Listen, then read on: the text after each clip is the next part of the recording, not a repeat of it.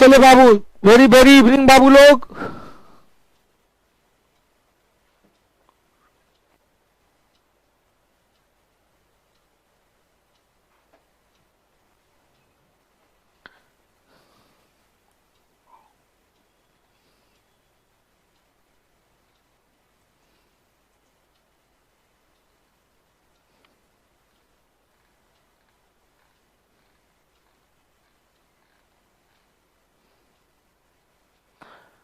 चंदन जी,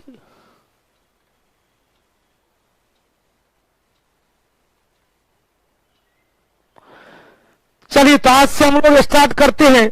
आज से स्टार्ट करते हैं रेडियो सक्रियता, रेडियो एक्टिविटी के टॉपिक को देखते हैं भाई।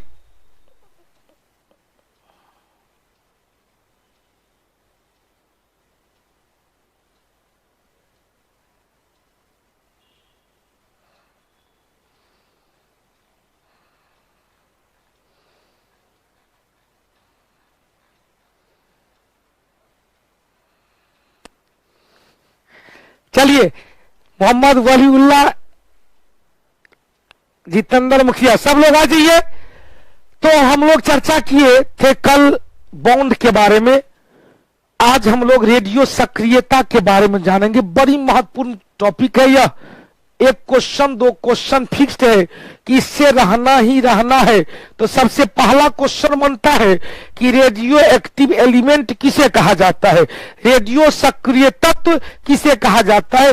तो वैसा तत्व जिसमें स्वतः विखंडन होता है, जिसके नाभिक में स्वतः विखंडन के फलस्वरूप अल्फा बीटा गामा किरण का उत्सर्जन होता है, ऐसे तत्व को रेडियो सक्रिय तत्व कहा जाता है। और इस घटना को रेडियो सक्रियता, रेडियो एक्टिविटी कहा जाता है। एनटीपीसी 2020, बहुत अच्छी बात है। आपके भाई साहब से आज ही हमने बात किया था। एनटीपीसी 2020 आपके भाई साहब से आज ही हमने बात किया था। उनका नाम हमने रखा है रणबीर कपूर। आपके भाई साहब रांची में है। अभी आप भाई साहब से पूछ लेंगे कि गुरुजी का कॉल आया था, क्योंकि पिछले बार भी मेरा जो भतीजा है, छोटा भतीजा, उसको पावापुरी मेडिकल कॉलेज ही अलॉटमेंट हुआ था। तो मैं खुद गया था और उसके बाद सेकेंड लॉट में मुजफ्फरपुर मेडिकल कॉलेज मिला था। तो इस बार बड़े भतीजा को भी पावापुरी मिला है और उन्होंने, रंजय जी ने वेलकम किया है कि चलिए सर, इस बहाने फिर से आपका चरण छूने का मौका मिलेगा। तो बहुत बहुत धन्यवाद बोल देंगे भैया को कि गुरुजी में भी आ रहे हैं। आइए, तो हमने कहा, ध्यान से सुनिएगा, प्रशांत विश्वास जी ध्यान से सुनिएगा। अब देखो, बीपीएससी की तैयारी करें या फॉरेस्ट गार्ड का, यह समझ में नहीं आ रहा है। भैया तैयारी कुछ का करो ना, रिजल्ट से मतलब है। वही क्वेश्चन उसमें रहेगा, वही क्वेश्चन उसमें रहेगा।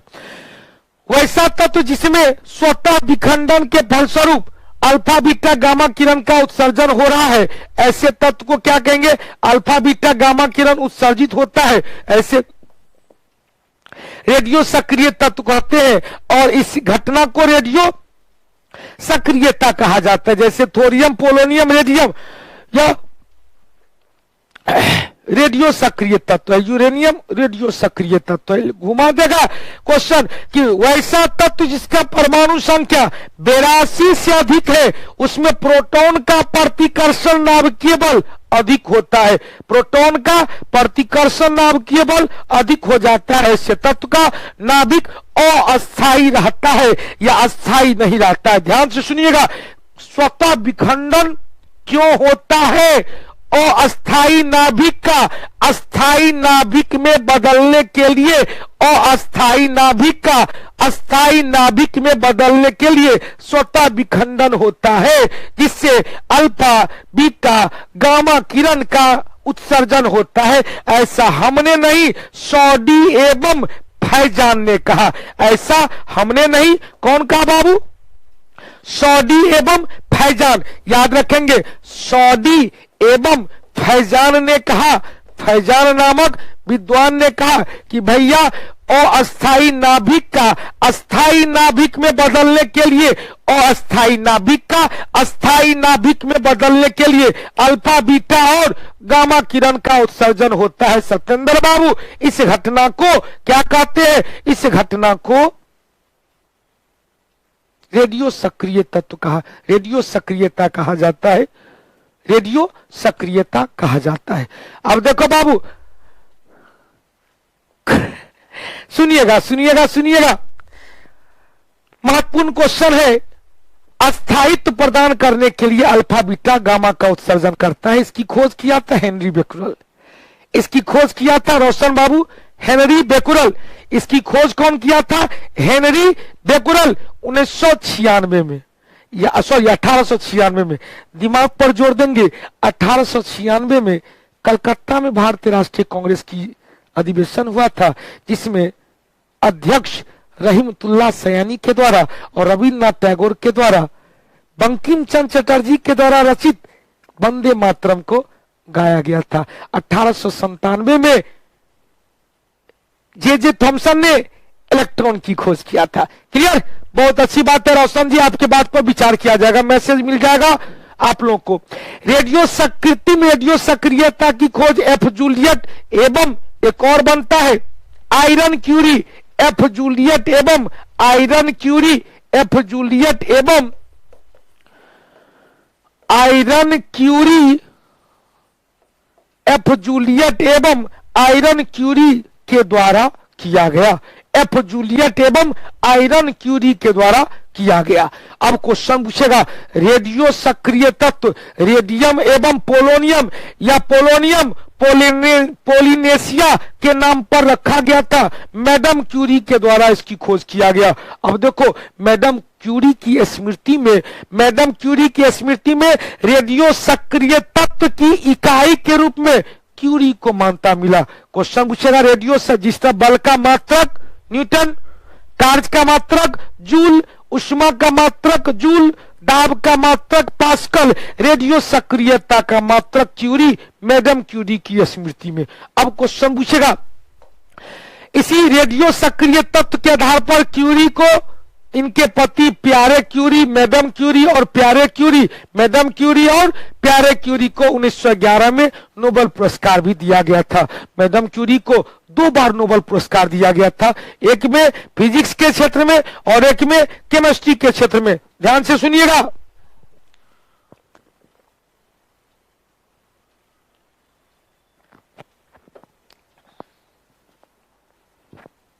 क्वेश्चन पूछेगा, सर्वप्रथम रेडियो सक्रिय विकिरण के बारे में जानकारी कौन दिया था? रेडियो सक्रिय विकिरण के बारे में जानकारी कौन दिया था? रदरफोर्ड। रदरफोर्ड ने ही नाभ की खोज किया था। रदरफोर्ड ने ही प्रोटॉन के बारे में विस्तृत जानकारी दिया था। हालांकि प्रोटॉन की खोज किया था गोल्डस्टीन, प्रोटॉन की खोज किया था गोल्डस्टीन 1886। प्रोटॉन के बारे में विस्तृत जानकारी 1920 में रदरफोर्ड के द्वारा, इसी रदरफोर्ड के द्वारा रेडियो सक्रिय विकिरण के बारे में जानकारी दिया गया। हो गया क्लियर? रीता बाबू, प्रीति बाबू, ध्यान से सुनिएगा, क्वेश्चन पूछेगा,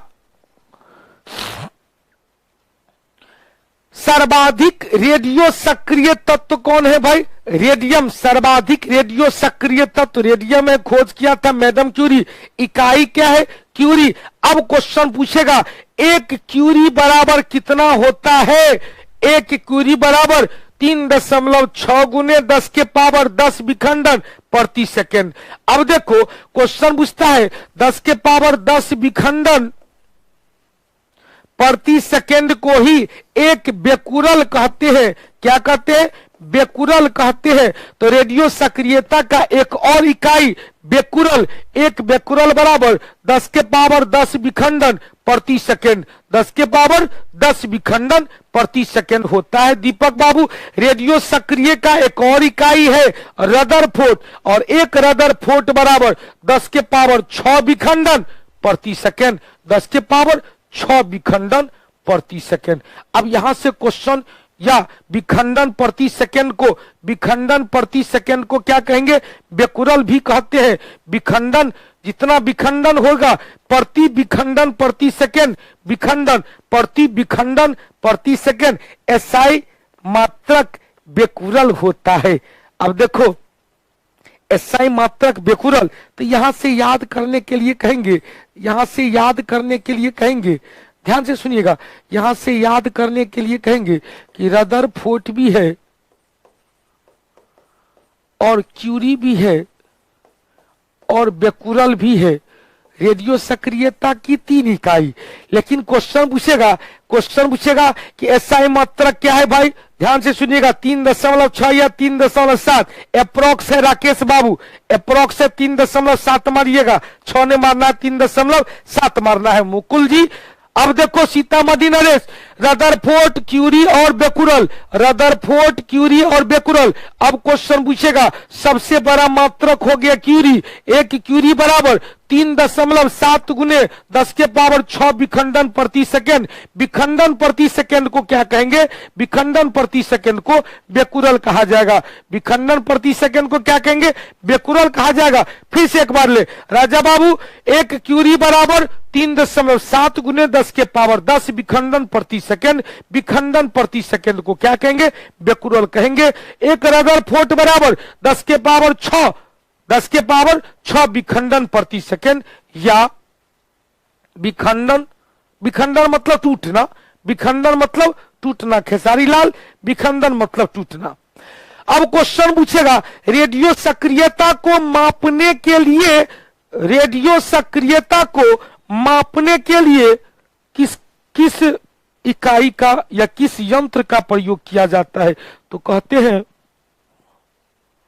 जीएम काउंटर। क्या कहते हैं, जीएम काउंटर या ग्रेगर मूलक गणक, ग्रेगर मूलक गणक कहा जाता है। मतलब क्वेश्चन पूछेगा ग्रेगर मूलक गणक या जीएम काउंटर के द्वारा किसको मापते हैं, तो रेडियो सक्रियता को मापा जाता है। अब क्वेश्चन पूछेगा रेडियो सक्रियता को मापने वाला यह यंत्र और किसको मापता है, तो कहेंगे भाई पेड़ पौधा के द्वारा अवशोषित, पेड़ पौधा के द्वारा जो अवशोषित, ध्यान से सुनिएगा, पेड़ पौधा के द्वारा अवशोषित किया गया उर्वरक की मात्रा, पेड़ पौधा के द्वारा अवशोषित किया गया उर्वरक की मात्रा को भी जीएम काउंटर के द्वारा मापा जाता है। इतना क्लियर हो गया, समझ में आई। फिर से एक बार ले लेते हैं। परमाणु संख्या 82 से अधिक वाले परमाणु को, वाले तत्व को रेडियो सक्रिय तत्व कहते हैं। सौडी एवं फैजान ने कहा कि कोई भी अस्थायी नाभिक, अस्थायी नाभिक में परिवर्तन करने के लिए, अस्थायी नाभिक अस्थायी नाभिक में परिवर्तन करने के लिए अल्फा बीटा गामा किरण का उत्सर्जन करता है। और जो अल्फा बीटा गामा किरण जिसमें स्वतः विखंडन के पश्चात उत्सर्जन होता है, उसे क्या कहते हैं, उस ऐसे तत्व को रेडियो सक्रिय तत्व कहा जाता है और इस घटना को रेडियो सक्रियता कहा जाता है। रेडियो सक्रिय रेडिएशन के बारे में सबसे पहले जानकारी दिया था, विकिरण के बारे में रदरफोर्ड, लेकिन रेडियो सक्रियता की खोज हेनरी बेकुरल। शब्द पर गौर करना, रेडियो सक्रिय विकिरण के बारे में रदरफोर्ड और रेडियो सक्रियता की खोज हेनरी बेकुरल के द्वारा किया गया। अब देखो बाबू ध्यान से सुनिएगा, क्वेश्चन पूछेगा कि रेडियो सक्रिय तत्व की इकाई क्या, रेडियो सक्रियता की इकाई क्या है, क्यूरी। 3.7 गुने 10 के पावर 10 विखंडन प्रति सेकंड, विखंडन प्रति सेकंड को बेकुरल कहा जाता है। दूसरा इकाई क्या है भाई, बेकुरल हुआ, इसका एसआई मात्रक बेकुरल, एसआई मात्रक क्या हुआ, बेकुरल। डायरेक्ट पूछेगा रेडियो सक्रियता की इकाई क्यूरी, रेडियो सक्रियता का एसआई पद्धति मात्रक बेकुरल। एक रदरफोर्ड बराबर 10 के पावर 6 विखंडन प्रति सेकंड या 10 के पावर 6 बेकुरल, 10 के पावर 6 बेकुरल। हो गया प्रियंका बाबू, क्लियर हो गया। अब क्वेश्चन पूछेगा, ध्यान से सुनिएगा, क्वेश्चन पूछेगा जीएम काउंटर के द्वारा क्या क्या मापा जाता है, तो रेडियो सक्रियता के लिए, रेडियो सक्रियता के लिए। फिर क्वेश्चन पूछेगा जीएम काउंटर के द्वारा क्या मापा जाता है, तो जीएम काउंटर के द्वारा क्या मापा जाता है भैया, जीएम काउंटर के द्वारा पौधा के द्वारा अवशोषित उर्वरक की मात्रा को भी मापा जाता है। पौधा के द्वारा अवशोषित उर्वरक की मात्रा को भी मापा जाता है। अब देखो बाबू, अगला क्वेश्चन कह रहा है पुरुषोत्तम बाबू किंग ऑफ मसौदी, सब लोग सुनिएगा।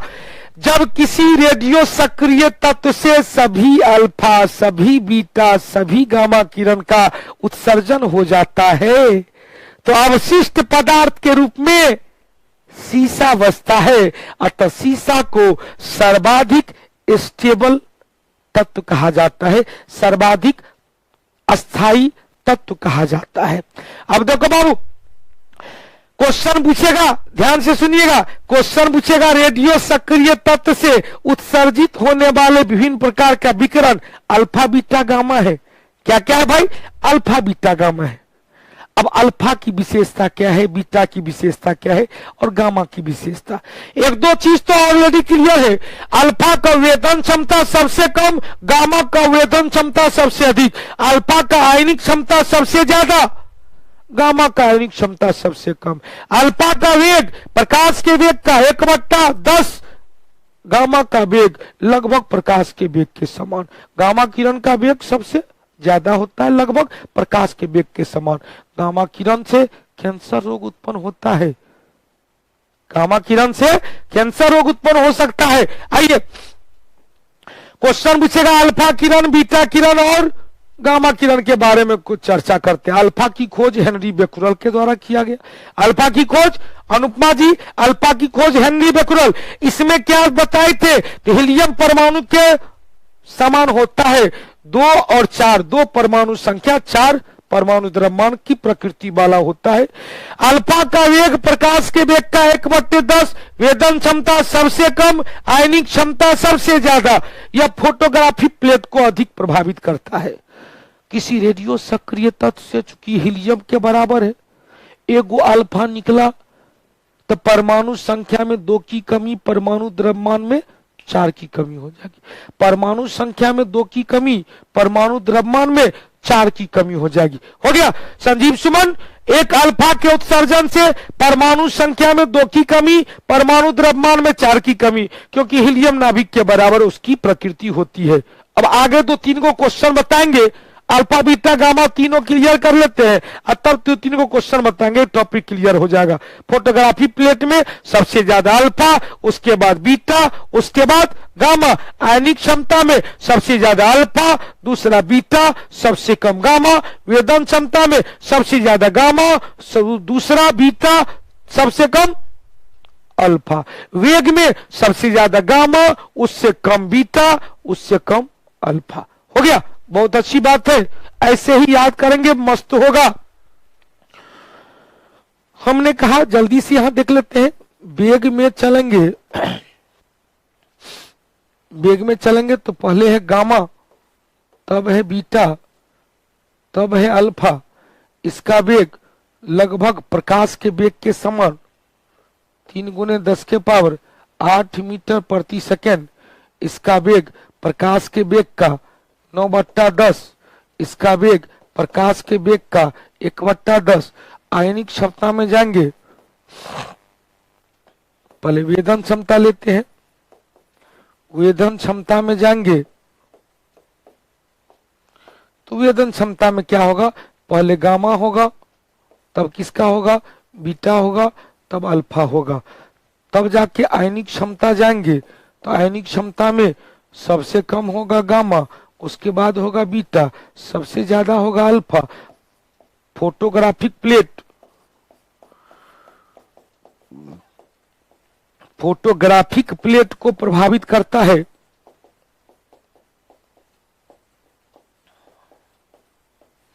तो सबसे ज्यादा अल्फा होगा, उससे कम बीटा होगा और सबसे कम गामा होगा। हो गया, क्लियर हो गया बाबू? चलिए, बहुत अच्छी बात है। सर ये टाइम मेरा क्लास छूट जाता है संजीव सुमन जी, क्योंकि पढ़ाने चले जाते हैं सर जी। अच्छा, बहुत अच्छी बात, सेल्फ में भी है, अच्छा लग रहा है। बीटा किरण खोज कौन किया? रदरफोर्ड। बीटा की खोज कौन किया? रदरफोर्ड। इस पर क्या है भाई? यह इकाई ऋण आवेशित किरण है, इकाई ऋण आवेशित किरण है। द्रव्यमान लगभग शून्य होता है। इसका द्रव्यमान स्क्रीन पर देखिएगा, स्क्रीन पर देखिएगा तो याद हो जाएगा। स्क्रीन पर देखिएगा 9.11 गुने 10 के पावर -28 ग्राम या किलोग्राम रहता तो 9.11 गुने 10 के पावर -31 किलोग्राम, -31 किलोग्राम या -28 ग्राम। इसको और भी कह सकते हैं, इसको मान लेंगे हम 10 तो क्या होगा भाई? 10 के पावर 1 गुने 10 के पावर -31 बराबर 10 के पावर -30 किलोग्राम, 10 के पावर -30 किलोग्राम हो गया, 10 के पावर -30 किलोग्राम। बहुत अच्छी बात है, हो गया। एनोड और बीटा पर कैथोड, अच्छा है, अच्छा है। अब देखो अगला क्वेश्चन पूछ रहा है, उस पर ध्यान देना। इसका वेग प्रकाश के वेग का 9/10, वेदन क्षमता अल्फा से ज्यादा, आयनिक क्षमता अल्फा से कम, आयनिक क्षमता अल्फा से कम। फोटोग्राफिक प्लेट को अल्फा की तुलना में, तो चूंकि सबसे ज्यादा प्रभावित कौन करेगा? अल्फा, अल्फा के तुलना में कम प्रभावित करता है।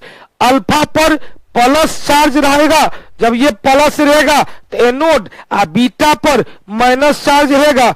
माइनस किसका है? कैथोड का। माइनस किसका? कैथोड का। प्लस किसका? एनोड का। किसी रेडियो सक्रिय तत्व से बीटा किरण के उत्सर्जन से परमाणु द्रव्यमान पर कोई प्रभाव नहीं पड़ता है। अल्फा से निकलने से चार की कमी हो रही थी, बीटा के निकलने से परमाणु द्रव्यमान पर कोई प्रभाव नहीं पड़ता है, बल्कि परमाणु संख्या में एक की वृद्धि ही हो जाती है। परमाणु संख्या में एक की वृद्धि हो जाती है, परमाणु द्रव्यमान पर कोई प्रभाव नहीं पड़ता। शब्द पर गौर कीजिएगा, छोटे लाल जी ध्यान से सुनिएगा, चंचल बाबू ध्यान से सुनना। हमने कहा अल्फा निकलेगा एक, तो परमाणु द्रव्यमान में 4 की कमी, परमाणु संख्या में 2 की कमी। एक बीटा निकला तो परमाणु द्रव्यमान पर कोई प्रभाव नहीं पड़ा, परमाणु संख्या पर, परमाणु संख्या में 1 की वृद्धि हो गया। नीचे में परमाणु संख्या लिखते हैं, ऊपर में परमाणु द्रव्यमान लिखते हैं। नीचे में परमाणु संख्या लिखते हैं, ऊपर में परमाणु द्रव्यमान लिखते हैं। क्वेश्चन पूछेगा परमाणु द्रव्यमान को, परमाणु संख्या को, तो परमाणु संख्या को Z से निरूपित करते हैं, परमाणु द्रव्यमान को A से निरूपित करते हैं। अब गामा पूछेगा तो देखो भैया, गामा पूछता है फोटोग्राफी प्लेट क्या होता है रे भैया? फोटो जो खींचता है या एक्सरे प्लेट, एक्सरे करने वाला जो प्लेट होता है, अल्ट्रासाउंड करने वाला जो प्लेट होता है, उसे फोटोग्राफिक प्लेट कहा जाता है, जिसको कहते हैं रील कहते हैं, फिल्म कहते हैं। ध्यान से सुनना।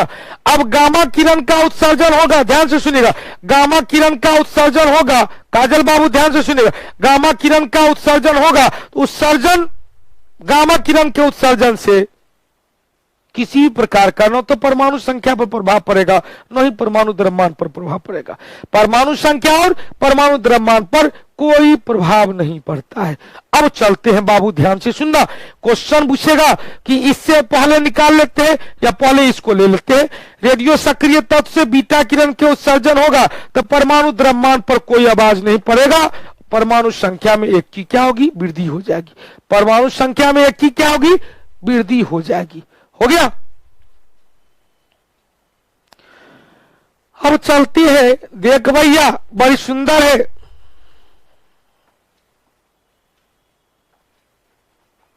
निश्चित रूप से अब देखो, रोशन बाबू को आवाज मेरी नहीं आ रही है, क्या यह सही है? क्या यह सही है कि आवाज नहीं आ रही है? पीके जी, काजल बाबू, काजल बाबू, निश्चित रूप से आप तमाम लोग टेस्ट डिस्कशन जो एप्लीकेशन पे चलता है उसको रेगुलर बना के रखना। बिहार दरोगा का मुख्य परीक्षार्थी से पूछ लेना कि कितना फायदा हुआ है। एक्यूरेसी जो आया है, शुद्धता जो आया है, निगेटिव जो कम किया है due to test discussion. Test discussion भी बहुत ही जरूरी है। आइए, आवाज नहीं आ रहा, केवल एक ही बाबू, रोशन बाबू का आवाज नहीं आ रहा है। आवाज ठीक कर लेंगे, यहां पर सब ठीक है।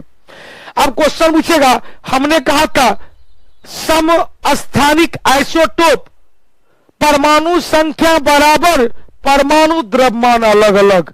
आया था बिहार दरोगा में। हाइड्रोजन के समस्थानिक कौन नहीं है?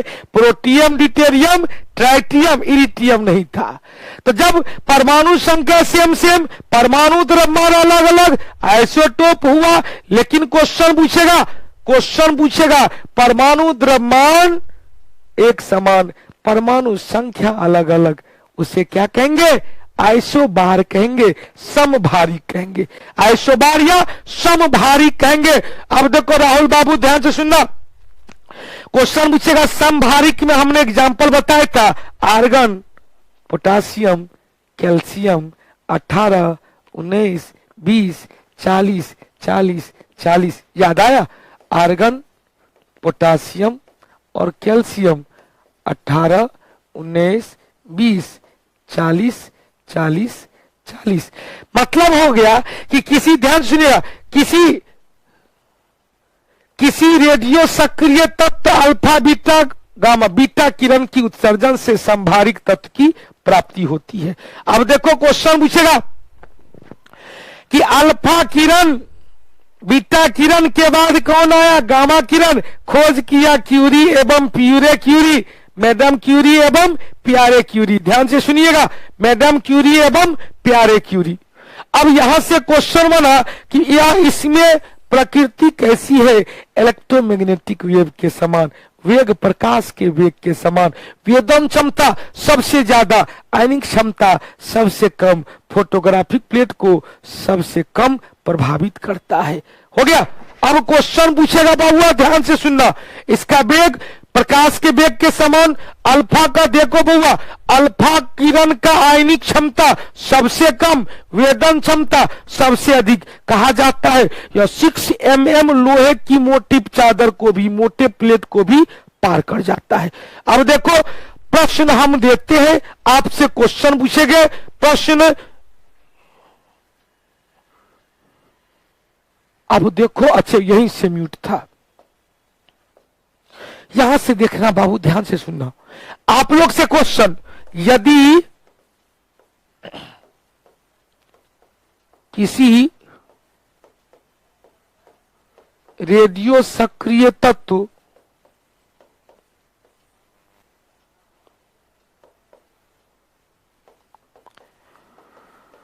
से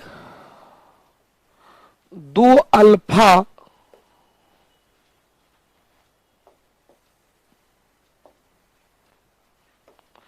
चार बीटा किरण का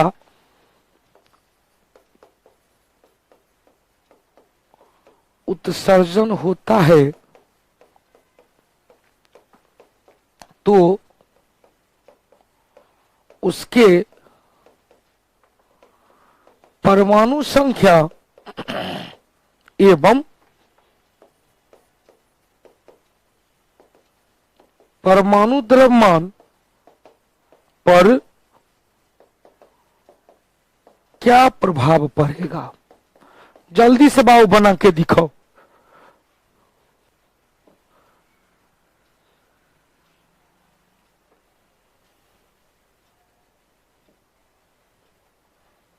आइसोटोप, आइसोबार। आइसोटोप में परमाणु संख्या एक समान, आइसोबार में परमाणु द्रव्यमान एक समान। हो गया। अब एको बाबू क्वेश्चन पूछ रहे हैं, सत्येंद्र बाबू क्वेश्चन पूछ रहे हैं कि गुरुजी सबसे ज्यादा गतिज ऊर्जा सिर्फ किसमें होगा? तो गति सबसे ज्यादा किसमें है? गामा में। सबसे ज्यादा गतिज ऊर्जा गामा में होगा, सबसे कम गतिज ऊर्जा अल्फा में होगा। हो गया। नेपाल बॉर्डर से हैं बाबू नवनीत यादव जी, अररिया जिला नेपाल बॉर्डर। चलिए बहुआ, हो गया। जल्दी से बताओ, क्वेश्चन दिख रहा है? क्वेश्चन नहीं दिख रहा है तो कहो गुरुजी क्वेश्चन नहीं दिख रहा है, पर और दिखाइए। बीटा वाले में 4 है और ये 5 है। नहीं भैया 4 है, 4 बीटा। चलिए अविनाश बाबू उत्तर आने लगा। नो इफेक्ट कहीं से होगा रे भैया? चंचल जी, गौतम जी, गौतम गोविंदा, सरवन जी, मास दोनों में हमने दिया है परमाणु संख्या, इसमें 2 क्वेश्चन हमने दिया है, हमने इसमें 2 क्वेश्चन दिया है, परमाणु संख्या और परमाणु द्रव्यमान पर क्या प्रभाव पड़ेगा। बहुत अच्छा मुकुल जी, ज्योतिष जी, सरबन जी, सत्येंद्र जी, ललन जी, इम्तियाज अहमद जी, उत्तर बनाइए सलोनी जी, प्रताप राज जी, काजल बाबू, भीम भाई, एकदम प्रीति जी। अब हम बनावे मिथिलेश बाबू, अब हम बनाते हैं, अब हम बताते हैं, बनाते हैं पुष्पलता, प्रशांत, अंकित, अनुपमा। चलिए अब हम बनाते हैं। अब अभी अभी हमने आपको क्या सिखाया, जल्दी से बताओ। हमने कहा एक अल्फा निकलेगा तो परमाणु संख्या में 4 की कमी होगी, अब परमाणु द्रव्यमान में 4 की कमी होगी, परमाणु संख्या में 2 की कमी होगी। तो कितना निकला है अल्फा, तो 2 गो निकला है, तो 2 से इसको गुना कर देंगे तो कितना हो गया। ए में कितना की कमी होगा, -8 की। जेड में कितना की कमी होगा, -4 की। इससे एक फॉर्मेट बन गया। दूसरा फॉर्मेट मुझे क्या प्राप्त हुआ भैया, गामा भी निकला है, बीटा भी निकला, गामा की कोई चर्चा नहीं। अब देखो बाबू, बीटा निकला है, हमने कहा एगो बीटा निकला है तो परमाणु द्रव्यमान पर कोई प्रभाव नहीं, परमाणु संख्या में 1 की क्या हुई, वृद्धि हो गई। तो 4 गो बीटा निकला है, कितना बीटा निकला है, 4 बीटा निकला है। तो 4 में इसमें तो कोई प्रभाव नहीं पड़ा, यह तो बराबर रहा, लेकिन यहां पर गुने कर देंगे 4, तो इसका मतलब 4 की वृद्धि हो गई, 4 की वृद्धि हो गई। दोनों को मर्ज कर देंगे, दोनों को मर्ज कर देंगे तो हम लोग कहेंगे परमाणु संख्या पर पड़ने वाला प्रभाव, तो क्या कहेंगे, -4 और क्या करेंगे, +4 बराबर क्या होगा, 0 होगा। मतलब परमाणु संख्या पर कोई प्रभाव नहीं पड़ेगा, परमाणु द्रव्यमान पर क्या प्रभाव पड़ेगा, यहां क्या है, -8 प्लस क्या है, 0 बराबर -8। मतलब परमाणु द्रव्यमान में 8 की कमी हो जाएगी। हो गया, परमाणु द्रव्यमान में 8 की कमी हो जाएगी। तो प्राप्त क्या हुआ, आइसोटोप की प्राप्ति हुआ, परमाणु संख्या बराबर, परमाणु द्रव्यमान अलग अलग, तो क्या हो जाएगा, समभारिक तत्व की प्राप्ति होती है। क्लियर हो गया बाबू। चलिए एक और क्वेश्चन ले लेते हैं। यदि किसी उलट देते हैं, किसी रेडियो सक्रिय तत्व से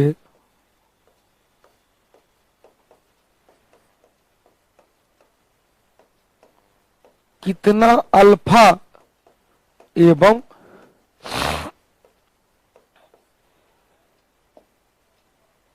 कितना बीटा किरण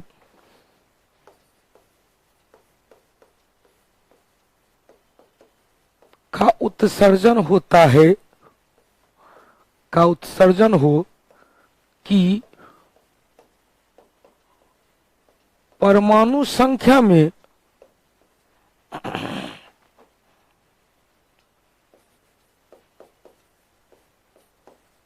कोई परिवर्तन न हो, किंतु परमाणु द्रव्यमान में 16 की कमी हो जाए। जल्दी से बताओ बाबू।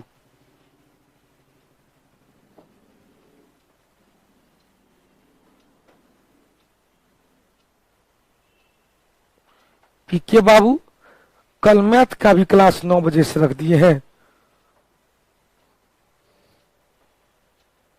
कैसे दोनों में लाइव करेंगे पीके बाबू। अच्छा मुझसे बात नहीं हुई थी, हम उनसे पूछ लेते हैं। जल्दी से क्वेश्चन का उत्तर पीके बाबू जल्दी से बताएंगे। रोशन बाबू एक बार फिर से इस क्वेश्चन को बता रहे, उसी का मोड चेंज कर दिए हैं, उसी क्वेश्चन का मोड मैंने चेंज कर दिया है, उसी क्वेश्चन का मैंने मोड चेंज कर दिया है।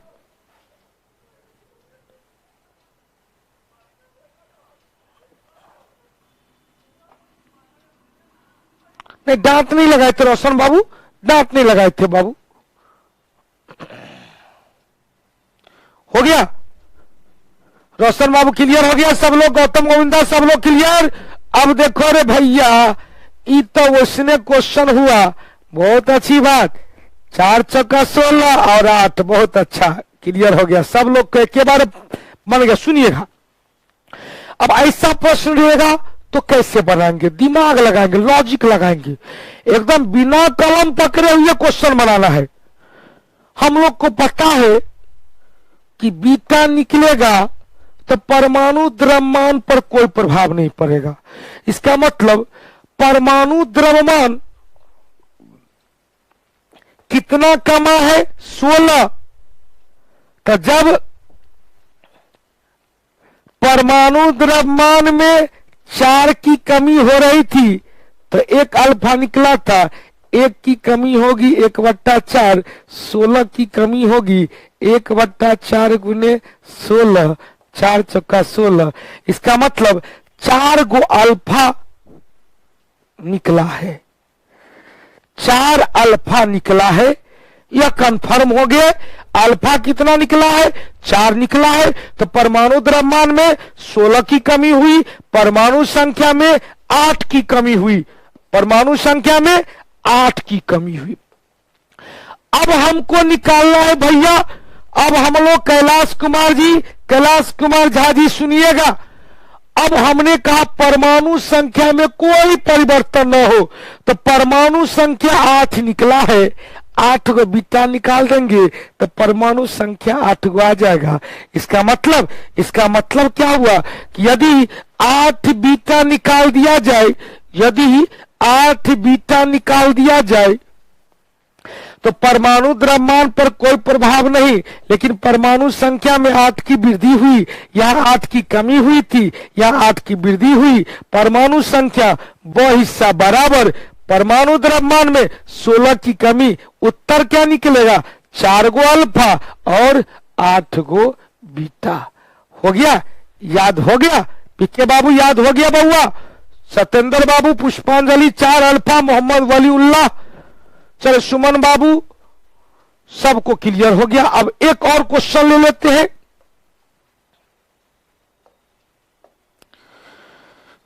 क्वेश्चन लेते हैं कि किसी रेडियो सक्रिय तत्व से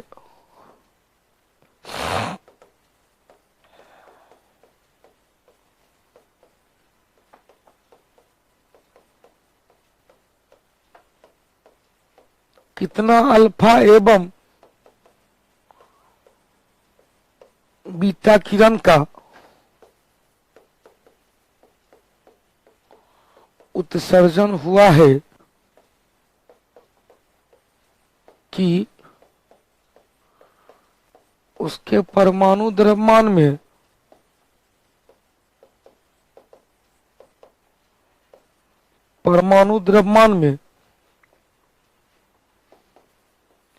32 की कमी हो गई,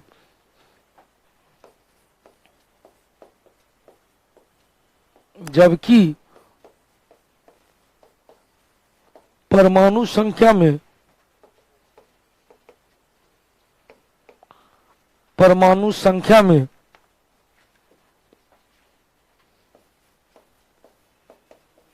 8 की कमी हुई है। बना के दिखाइए प्रिंस बाबू। रंजन जी कैसे नहीं समझ में आ रहा, बट इतना सॉलिड चीज है। अच्छा अमन बाबू, मन सरकारी पता बता दीजिएगा। अभी सैन्य व्यवस्था थी, वेतन देने की व्यवस्था थी, अब जल्दी से बताएंगे। प्रशांत विश्वास जी बहुत अच्छा, आप तो कह रहे थे हमको समझ नहीं आ रहा था, अभी उत्तर सबसे पहला आप ही बना दिए। चलो बताएंगे, जल्दी जल्दी बनाएंगे। रंजन जी नहीं समझ रहे हैं सर जी, कोई बात नहीं, समझने का मन बना लीजिएगा। कल क्लास है क्या गुरुजी? 9 बजे से। अमन बाबू देख लेते हैं, देख लेते हैं, क्लास होना चाहिए।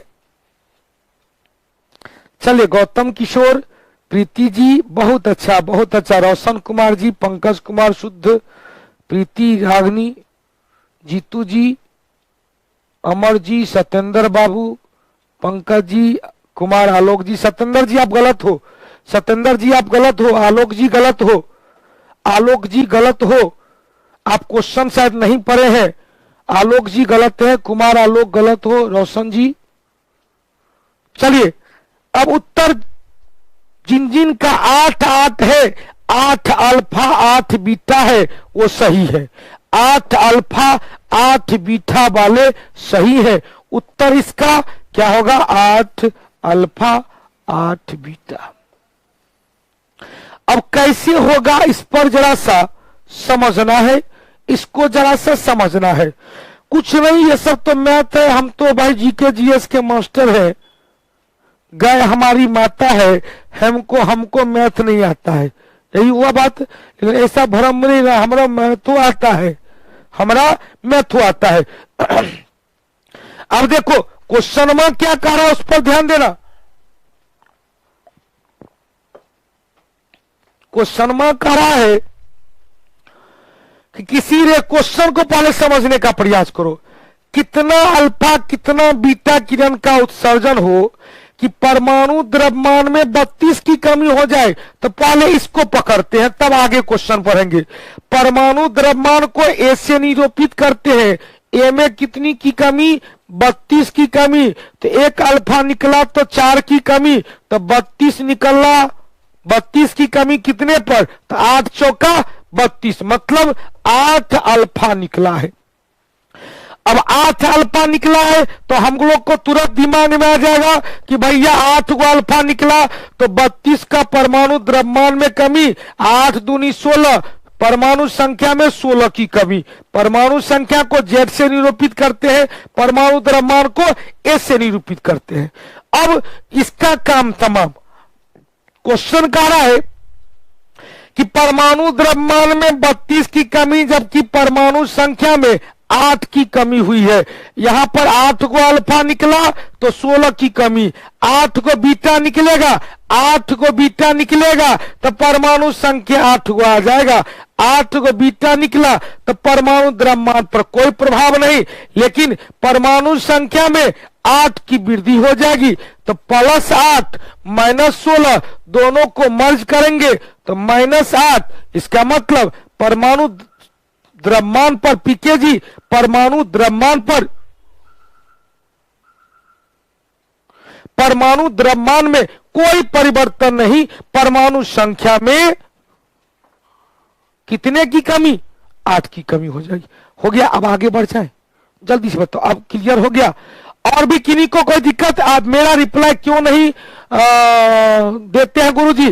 पीके जी हमने आपको बता दिया, हमने आपको बता दिया कि हम सर से बात करेंगे, क्या मैसेज मिलता है वो कह देंगे। चूंकि दोनों क्लास एक है, कोई ना कोई समय को चेंज कर लेंगे। हो गया। एनटीपीसी 2020 एग्जाम में मेरे से न्यूमेरिकल नहीं बनेगी गुरुजी, कोई बात नहीं, बिना न्यूमेरिकल का तोरा रिजल्ट होगा। न्यूमेरिकल छोड़ के सब कुछ को हीमोग्लोबिन बना लो। History, geography, polity, physics, physics में न्यूमेरिकल छोड़ दो, केमिस्ट्री में न्यूमेरिकल छोड़ दो, बिना न्यूमेरिकल का अप्लाइड क्वेश्चन, फिजिक्स में बिना न्यूमेरिकल का अप्लाइड क्वेश्चन, केमिस्ट्री में, बायोलॉजी में रिजल्ट नहीं होगा तो मेरा नाम लेना। रिजल्ट नहीं होगा तो हम बदनाम होंगे, तुम बदनाम नहीं होगा। न्यूमेरिकल के चक्कर में एनटीपीसी 2020 कोई बात नहीं, आगे बढ़ते हैं। अब देखो, अब जल्दी से देखते हैं। यदि किसी रेडियो सक्रिय तत्व से, अब आपका क्वेश्चन भी है, किसी रेडियो सक्रिय तत्व से 4 अल्फा 4 बीटा 4 गामा किरण का उत्सर्जन होगा तो 4 अल्फा 4 बीटा 4 गामा किरण का उत्सर्जन होगा तो उसके परमाणु संख्या परमाणु द्रव्यमान पर क्या प्रभाव पड़ेगा? आप लोग अपने से बताएंगे। एक नया क्वेश्चन है। अब देखो 4 गो अल्फा निकला तो हम लोग को पता है एक अल्फा निकलेगा तो परमाणु संख्या में परमाणु द्रव्यमान में 4 की कमी, परमाणु संख्या में 2 की कमी। 4 गो निकला है तो 4 से गुना कर देंगे, 4 चौका 16, परमाणु द्रव्यमान में कमी, 4 दूनी 8, परमाणु संख्या में कमी। हो गया। दूसरा चलते हैं। 4 गो बीटा निकला। कितना बीटा निकला बेटवा? 4 गो बीटा निकला। तो 4 गो बीटा निकला तो परमाणु द्रव्यमान पर कोई प्रभाव नहीं, परमाणु संख्या में 4 की क्या होगी? वृद्धि हो जाएगी, 4 प्लस हो जाएगा।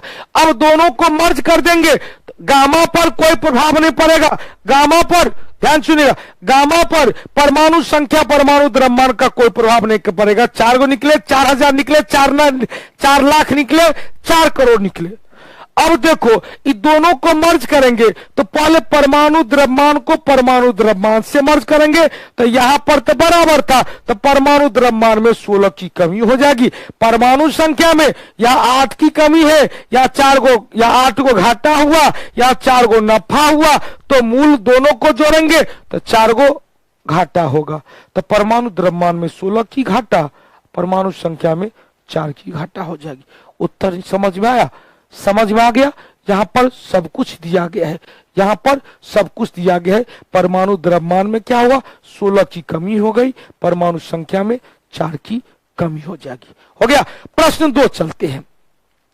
यदि किसी रेडियो सक्रिय तत्व से 6 अल्फा 10 बीटा 14 गामा किरण का उत्सर्जन होगा तो परमाणु संख्या परमाणु द्रव्यमान पर क्या होगा? भाई एमके यादव जी जल्दी, सुमन बाबू, पुष्पांजलि, सत्येंद्र, मुन्ना पासवान। मुन्ना पासवान जी ईएसए के लिए एकदम दिल से आशीर्वाद है।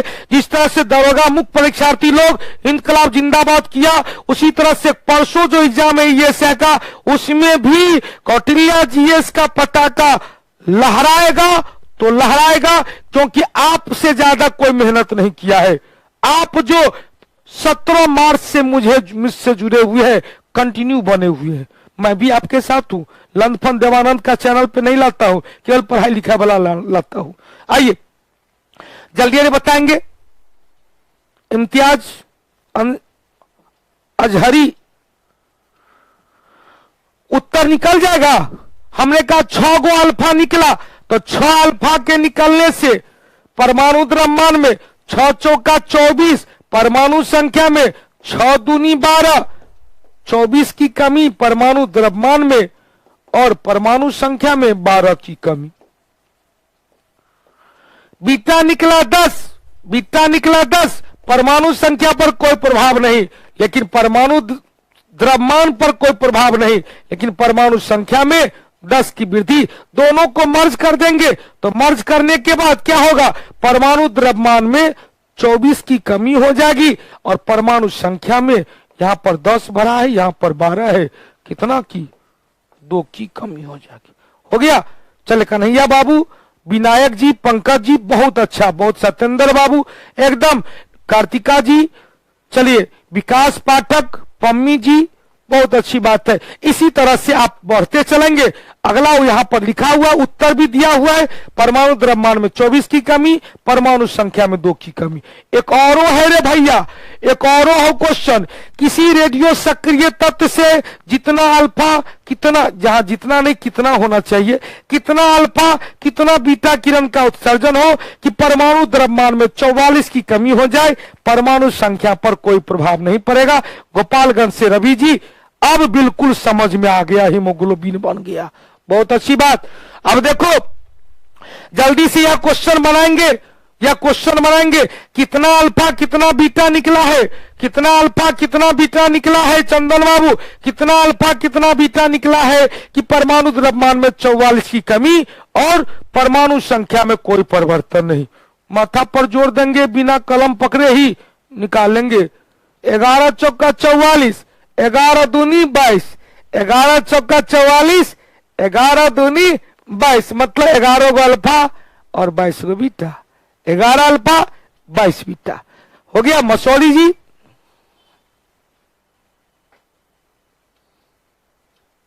जल्दी जल्दी मनीष वर्णवाल, पंकज कुमार सिन्हा। 11 और 22, बहुत अच्छी बात है। 11 अल्फा और 22 बीटा क्यों हुआ? तो यहां से द्रव्यमान से निकालिए। ए में 44 की कमी है, इसका मतलब है कि अल्फा कितना निकला है तो बट्टे 4 कर देंगे तो 11 निकला है। 11 को अल्फा निकला तो द्रव्यमान में 44 की कमी, परमाणु संख्या में 22 की कमी। अब 22 को भरपाई करने के लिए 22 को बीटा निकालना है, तो 11 को अल्फा और 22 बीटा। बहुत अच्छा लगा आप लोग का भी साथ। अब देखो हाफ लाइफ पीरियड करते हैं चर्चा। अर्ध जीवन काल क्या होता है, एकदम टेक्निकल चीज समझो ना, याद हो जाएगा। हाफ लाइफ पीरियड क्या है? अर्ध जीवन काल किसी रेडियो सक्रिय तत्व के मूल पदार्थ से आधा होने में, मूल पदार्थ से आधा होने में जितना समय लगता है उसे ही अर्ध जीवन काल कहा जाता है। एक का आधा होने में जितना समय लगेगा उसे ही अर्ध जीवन काल कहते हैं। आधा का आधा होने में कितना समय लगेगा उसे ही अर्ध जीवन काल कहा जाता है। इसे टी हाफ के द्वारा सूचित किया जाता है। किसके द्वारा? टी हाफ के द्वारा सूचित किया जाता है। फिर से सुनिएगा, यदि 100% है तो 100% से 50% होने में, आधा होने में जितना समय लगा उसे टी हाफ कहते हैं। 50 का आधा कितना होगा? 25%। आधा होने में जो समय लगा उसे ही टी हाफ कहते हैं। 50 का आधा कितना होगा? तो 50 का आधा 12.5% होने में जितना समय लगेगा उसे ही टी हाफ कहा जाता है, अर्ध जीवन काल कहा जाता है। अब इससे क्वेश्चन बनता है ओनली बीपीएससी, ध्यान से सुनिएगा। अब यहां से 3 क्वेश्चन हमने बता दिया, जिनको समझ में आ जाएगा वह इनकलाब जिंदाबाद होगा, जिनको समझ में आ जाएगा वो इनकलाब जिंदाबाद हो जाएगा। मान लिया जाए यहां 1 है और 1 का 1/4 भाग होने में, 1 का 1/4 भाग होने में, 1 का 1/4 भाग होने में कितना समय लगा? तो यहां पर मान लिया जाए आधा, यहां पर मान लिया जाए आधा।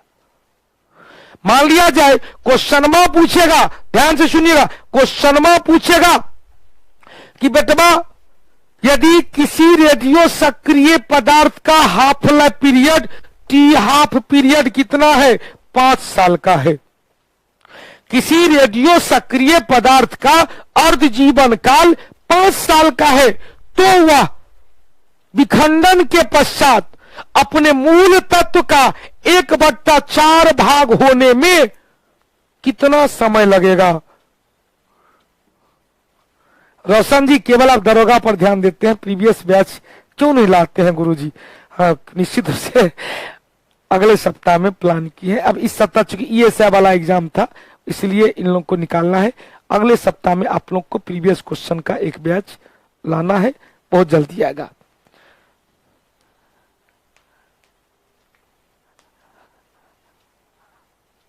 चलो बाबू जल्दी से देखेंगे, जल्दी से देखेंगे। हमने कहा टी है अर्ध जीवन काल 5 घंटा है, तो 1 है इसको 5 घंटा है, 250 कैसे होगा किशन बाबू? इसको 1/4 भाग होने में कितना समय लगा? तो यहां पर 5 साल, यहां पर 5 साल, कुल मिलाकर 10 साल। कुल मिलाकर कितना? 10 साल। कुल मिलाकर कितना? 10 साल हो गया। कुल मिलाकर 10 साल का समय लगा। अब इस क्वेश्चन को 2 प्रकार से पूछेगा, इस क्वेश्चन को 2 प्रकार से पूछेगा। पहला पूछेगा कि टी हाफ यदि दे दिया है 5 साल, तो विखंडन के पश्चात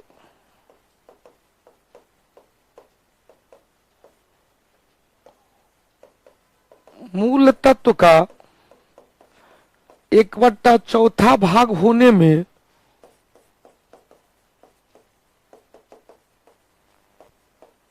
कितना समय लगेगा? या इसी क्वेश्चन का पूछेगा टी हाफ पीरियड इतना है तो विखंडन के पश्चात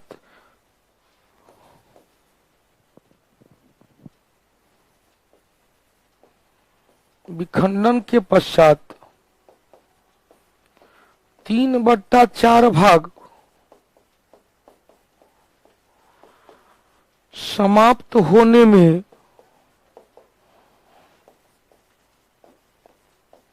कितना समय लगेगा। दोनों क्वेश्चन का उत्तर एक ही होगा, दोनों क्वेश्चन का उत्तर कुंदन बाबू एक ही होगा, दोनों क्वेश्चन का उत्तर एक होगा, क्योंकि हमने कहा बचा हुआ है, समाप्त हो गया मारो गोली, कितना गया हमको नहीं मतलब है, कितना बचा हुआ है रे भाई, तो 3/4 भाग समाप्त हो गया, कितना समाप्त हो गया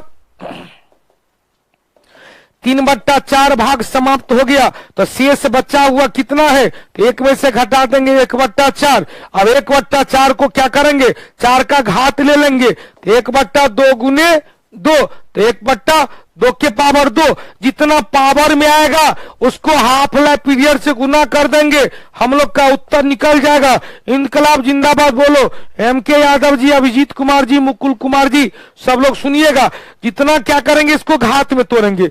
यदि हमको कह दे कि टी हाफ पीरियड 5 वर्ष का है और 1/128वां भाग होने में कितना समय लगेगा, अब देखो इसी क्वेश्चन का मोड चेंज कर देंगे, तो हम क्या कहेंगे 1/128वां भाग होने में कितना समय लगेगा, 1/128वां भाग होने में कितना समय लगेगा, तो हम क्या करेंगे बाबू, रंजीत बाबू क्वेश्चन पूछेगा, हम क्या करेंगे, तो 128वां को क्या करेंगे, 128 को 2 का घात कर लेंगे, 2 का घात कितना होगा, 2 दूनी 4 दूनी 8 दूनी 16 दूनी 32 दूनी 64 दूनी 128, 2 के पावर 7 हो जाएगा, कितना 1/2 के पावर 7 हो जाएगा। जितना 7 हुआ उसको टी हाफ से गुना कर देंगे, तो 7 पंचे 35 वर्ष,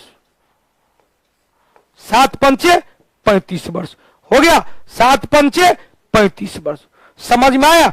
अब इसी क्वेश्चन को घुमा देंगे कि 127/128वां भाग समाप्त होने में कितना समय लगेगा। रे बेटवा समाप्त हो गया, कितना मारो गोली, कितना शेष बचा है उस पर ध्यान रखो। जितना शेष बचा है हमको मतलब शेष बचा हुआ माल से लेना है, जितना माल शेष बचा है, जितना था कितना माल था हमको नहीं पता है, जो जिसका था वो ले गया, अब कितना बचा है उससे हमको मतलब लेना है। यदि इसी समझ में आया, 35 वर्ष निकल गया, क्लास कब तक होगा, बस 1 मिनट और क्लास होगा, 1 मिनट और क्लास चलेगा, 102 मिनट और क्लास चलेगा, समझ में आ गया। अब टी हाफ लाइफ जो बताए हैं वही तो यहां पर बता दिए हैं कि अर्ध जीवन काल क्या है भाई, अर्ध जीवन काल ध्यान से सुनिएगा, अर्ध जीवन काल क्या है, तो किसी रेडियो सक्रिय तत्व में विखंडन के फलस्वरूप जितना समय में मूल परमाणु की तुलना में आधा हो जाता है उसे ही हाफ लाइफ पीरियड कहा जाता है। इसे टी हाफ के द्वारा सूचित किया जाता है, टी ऊपर में होना चाहिए ऐसे लिखाता है, टी हाफ के द्वारा सूचित किया जाता है। सबसे ज्यादा रेडियम का 1950 वर्ष होता है। और जीवन काल तापमान, द्रव्यमान और दाब पर प्रभावित नहीं होता है, बल्कि यह डीके कांस्टेंट विखंडन के जो नियतांक है डेल्टा उस पर प्रभावित होता है, विखंडन कांस्टेंट पर प्रभावित होता है। आपके लिए 2-3 क्वेश्चन यहां दिया गया है। अब यहां पर एक मैनेज याद रखेंगे, टी हाफ बराबर 0.693 बटे लेमडा। यहाँ लेमडा क्या है, डीके कांस्टेंट है, कभी कभी डीके कांस्टेंट हमको देना होगा, तो यहाँ पर टी हाफ दे दिया 5, इसको निकालना है तो क्या कहेंगे, लेमडा बराबर 0.693 बटे 5 करेंगे, याद हो जाएगा, हो गया। अब देखो औसत काल दोनों के बीच में रिलेशन निकालता है, तो औसत काल बराबर क्या होता है, 1 बट्टे लेमडा होता है, औसत काल 1 बट्टे लेमडा। अब लेमडा क्या, डीके कांस्टेंट है, मतलब विखंडन स्थिरांक और औसत काल के बीच में इनवर्सली प्रोपोर्शनल का संबंध है। विखंडन नियतांक घटेगा औसत काल बढ़ेगा, विखंडन नियतांक घटेगा औसत काल बढ़ेगा। औसत काल और जीवन काल के बीच संबंध कितना होगा भाई, तो 1 पॉइंट टी हाफ ए बराबर या औसत काल टी बराबर 1.4 टी हाफ होता है। अब प्रश्न आपको दिया हुआ है, जितना बताए वो प्रश्न इसमें दिया हुआ है। कल यदि केमिस्ट्री का क्लास होता है, कल यदि केमिस्ट्री का क्लास होता है तो ध्यान से सुनिएगा, कल यदि केमिस्ट्री का क्लास होता है तो कल हम लोग इसकी पूरा चर्चा करेंगे और एसिड बेस और साल्ट वाले टॉपिक को भी हम लोग डिस्कशन करेंगे। हम कोशिश करेंगे कि मैं न जाके छोटे भाई साहब को, डायरेक्टर साहब को भेजूं, लेकिन सिचुएशन देखकर हम काम करेंगे। कल शाम में 5 बजे यूट्यूब चैनल पर होगी डंका, बिहार पुलिस का बैच के बारे में सारे टीम लोग आकर देंगे और मंडे को रेलवे स्पेशल टारगेट बैच का घोषणा होगा। मंडे को रेलवे स्पेशल टारगेट बैच, जो क्वेश्चन पूछेगा प्रीवियस क्वेश्चन का बैच आएगा। अब देखो अनामिका कुमारी समझ में नहीं आया गुरुजी, कोई बात नहीं, एक बार फिर इसको बताएंगे, इसको मैं फिर बताऊंगा। आज यहीं तक रखते हैं, टाइम हो गया हिस्ट्री के बैच का। हिस्ट्री के बैच में भी मध्यकालीन कल क्लास मिल जाएगा, टाइम मिल जाएगा, एप्लीकेशन पे आप लोग को मैसेज चल जाएगा। बस सुबह में ही रखे हैं तो देख लेते हैं कल का क्या शेड्यूल है, आप लोग को मैसेज मिल जाएगा। तो हम लोग मिलते हैं। आवाज का पतला और मोटा होना किसके कारण? श्रील, जिसको कहते हैं आवृत्ति, फ्रीक्वेंसी, तारत्व। चलिए फिर मिलते हैं हम लोग अगले क्लास में, तब तक के लिए जय हिंद, जय भारत, जय कौटिल्य।